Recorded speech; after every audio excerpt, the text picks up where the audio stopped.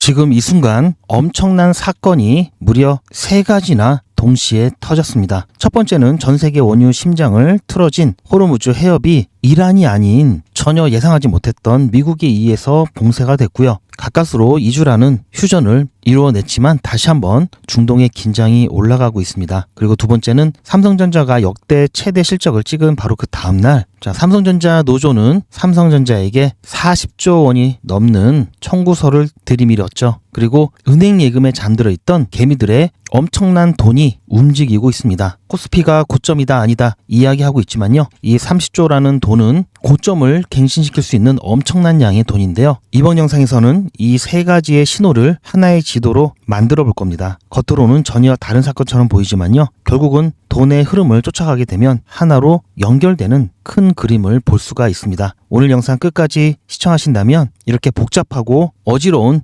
상황에서도 자본이 정확히 어디로 쏠릴지 그리고 어떤 결과가 일어날지 여러분들도 아시게 될 겁니다. 본격적인 내용 시작 전에 구독과 좋아요 먼저 눌러주시고 영상 끝까지 시청하셔서 투자에 도움되셨으면 좋겠습니다. 호르무즈 해협이 뭔지 모르시는 분은 이제는 거의 없으실 겁니다. 혹시 아직까지 모르시는 분들을 위해서 간단하게 설명을 드리면요. 자, 호르무즈 해협은 이란과 이 오만 사이에 있는 바다를 말하고요. 폭이 고작 33km밖에 되지 않습니다. 이 좁은 물길로 전 세계 원유의 20%가 통과를 하게 되는데요. 그러다 보니까 여기가 막히면 에너지 가격은 요동을 치죠. 그래서 이번 이란과 미국과의 전쟁에 있어서도 이 호르무즈 해협에 대한 개방 여부가 정말 핵심적인 키가 되고 있는데요. 지난 토요일 미국과 이란의 핵 협상이 노딜로 그런데 호르무즈 해협을 막는 게 이란이 아니라 미국이 되었는데요. 미국은 처음 호르무즈 해협의 전면 봉쇄를 이야기했다가 나중에는 이란의 항구 출입 자체를 전면 봉쇄하면서 약간 바뀌긴 했는데요. 이에 대해서 이란도 강경하게 맞대응하고 있죠. 즉 현재 휴전 상태이지만 미국의 군함이 작전을 위해 다가오면은 이 부분은 휴전 협정을 파기하는 행동으로 보고 강경하게 맞대응한다고 선언을 했습니다. 이게 한국 경제와 반도체에 미치는 영향 당연히 있겠죠. 어쨌든 물리적인 셧다운 위기는요 아직까지는 좀 낮은 편이고요. 정유 업계에서 사전 확보율이 80%는 되고 있고요. 정부 비축률 같은 경우 방출 없이 앞으로 4-5개월 정도는 대응이 가능하다고 합니다. 즉 이때까지는 경제적으로는 멈추질 않는데요. 하지만 더 비싼 에너지를 소비해야 하면서 인플레이션 압박이 점점 올라가겠죠. 이 부분은 생산 원가의 상승으로 이어질 수밖에 없습니다. 삼성전자에게 있어서도 호르무즈는 남의 나라 이야기가 결코 아니죠.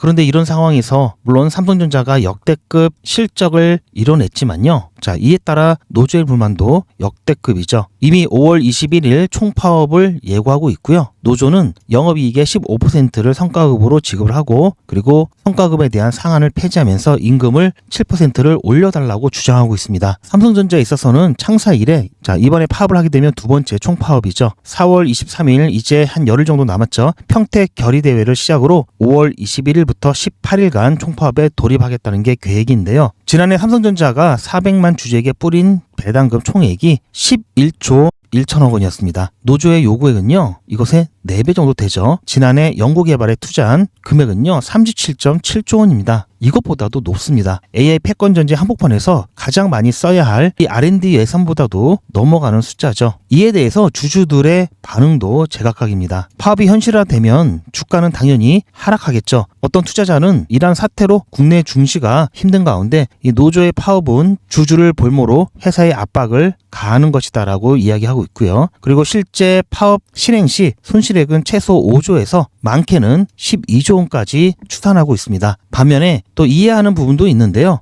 삼성전자 근로자들은 HBM 슈퍼사이클의 주역이다. 그리고 삼성전자가 계속해서 승승장구하기 위해서는 핵심 인력을 계속해서 유지를 해야 되는데 고급 인력에 대한 핵심 인력에 대한 이탈도 결국 가서는 삼성전자에게 손실이다라고 보는 쪽입니다. 이 부분도 당연히 어느 정도는 맞죠. 현실적으로 봤을 때 현금 말고 지분으로 줘라 하는 의견도 많습니다. 이유로는 단순한 현금 지급 대신에 자사주 지급을 통해서 회사 가치 제고와 직원의 동기부여를 일치시켜야 한다는 얘기고요. 그래서 경영진은 지금 어떤 제안을 내놨냐면요. 어쨌든 사측이 제안한 부분은 역대급 배후였는데요. 자, HBM 부분에서 SK 하이닉스 이상의 성과금을 보장을 해주겠다. 그리고 시스템 LSI와 파운드리에는 최대 75%의 성과금을 주겠다. 그리고 임금은 6.2% 인상하고 주거안정지원금 5억 원을 지급을 하겠다. 이렇게까지 이야기하고 있습니다. 그런데 이 부분에 대해서 노조는 거부를 하고 있고요. 그 이유로는 자, 일회성 특별포상은 원치 않는다. 그리고 성과급 상한제를 폐지해라. 그리고 영구적으로 제도화하라. 이렇게 요구를 하고 있습니다. 그렇다면 이 실제 파업이 얼마나 충격을 줄까요? 여기서 중요한 반론이 있는데요. 삼성 반도체 공장 가동률은 현재도 70% 수준인데요. 의도적으로 생산을 조절해서 메모리 가격을 유지하는 전략을 쓰고 있기 때문입니다. 즉 지금 당장 직접적인 생산 충격은 제한적일 수 있다는 분석이고요. 하지만 주요 고객사와 계약에서의 이 불안 요소로 작용하는 건요. 리스크죠. 특히 엔비디아나 AMD 같은 글로벌 빅테크 고객사들은요. 안정적인 수급을 기대를 하는데 이렇게 파업이 일어나고 하면요. 분명히 이 부분은 리스크로 인식을 할 수밖에 없습니다. 그리고 실제로 납기에 조금이라도 차질이 생기면요. 자, 이 부분은 삼성전자에게 있어서 엄청난 타격이 올 수가 있겠죠. 어쨌든 지정학적 리스크와 이 삼성의 내분이라는 이 두 개의 큰 소용돌이 속에서 엄청난 데이터가 하나 나왔습니다. 단 4개월 만에 이 시중자금 70조 원이 증권시장으로 유입이 되었고요. 단 3조 원만이 은행으로 들어갔다고 하는데요. 개인 투자 비중이 60%를 상회하고 코스피 이 거래대금은 2배 이상 증가했습니다. 자, 2021년 동학개미 운동 당시 연간 유입액이 75조 원이었습니다. 그런데 단 4개월 만에 이 금액의 93%인 70조 원이 유입이 됐다는 것은 엄청난 거죠. 왜 이런 일이 벌어졌을까요? 지금 이 자금의 거대한 축이 은행의 안전을 떠나서 이 투자로 쏠리고 있는 이유는요. 바로 지정학적 리스크로 인해서 인플레이션 압박이 심해지고요. 그러다 보니 은행 예금의 실질적인 수익률이 하락되었습니다. 그러면서 자금이 이동이 됐고요. 자, 정부의 주식시장 정상화 정책과 맞물려서 이 부분이 자금이 주식시장으로 몰리는데 큰 원인이 되었고요. 자, 따라서 자, 이렇게 이동된 자금이 지금 고점 논란이 조금씩 나오고 있는 이 코스피와 코스닥에 있어서 또 한 번의 자, 그 다음 단계로의 상승 연료가 될 수가 있겠죠. 자, 그렇다면 삼성전자는요. 지금의 주가에서 머물러 있지 않고요. 실적이 온전히 주가에 반영되면서 제시된 목표가를 상회하는 일도 나올 수가 있습니다. 그렇다면 우리는 이번 거대한 자금의 이동에 있어서 삼성전자가 그 자금의 수혜를 입을 수 있는지 파악을 하기 위해서는요. 모니터링이 필요하죠. 삼성전자가 노조 리스크로 인해서 또는 그 밖의 경쟁사라든지 이런 부분에 있어서 자금의 외면을 받는 일도 있겠죠. 그래서 우리가 모니터링 해야 될 중요한 신호 몇 가지 여러분들께 말씀을 드릴 건데요. 자, 먼저 삼성전자 노조 파업에 대한 정보 중요하죠. 자, 먼저 4월 23일 평택 결의에 대한 내용이 이 참여 규모와 이 분위기로 실제 파업에 대한 예측을 어느 정도 해볼 수 있고요. 그리고 5월 21일 총파업 돌입 여부에 대한 부분도 중요합니다. 그 이전에 협상이 타결될 수도 있고요. 그렇게 되면 오히려 자, 이 부분은 강력한 주가 리바운드 시그널이 되겠죠. 그리고 만약에 파업이 실제로 진행된다 하더라도요. 이 TS 부문 가동률이 또 중요한 모니터링 대상입니다. 70% 이하로 하락할 경우에는 이 실적 타격이 가시화된다고 봐야 되고요. 70% 이상이면은 큰 문제가 없다라고 봐야 되겠죠. 그러면서 주요 고객사에 대한 동향도 꼼꼼하게 살펴봐야 됩니다. 그리고 당연히 자, 지정학적 리스크와 에너지 관련 리스크도 추적을 해야 되겠죠. 호르무즈 해협에 대한 개방 여부 그리고 국제 유가 같은 경우가 중요한 참고 사항입니다. 현재 시장은요. 너무나 좋은 시그널과 너무나 어려운 시그널이 병존하면서 어떤 식으로 이야기가 전개되는지에 따라서 정말 거대한 시너지 효과를 거둘 수 있고요. 또는 몇십 년 만에 찾아온 이 거대한 사이클을 짓누르는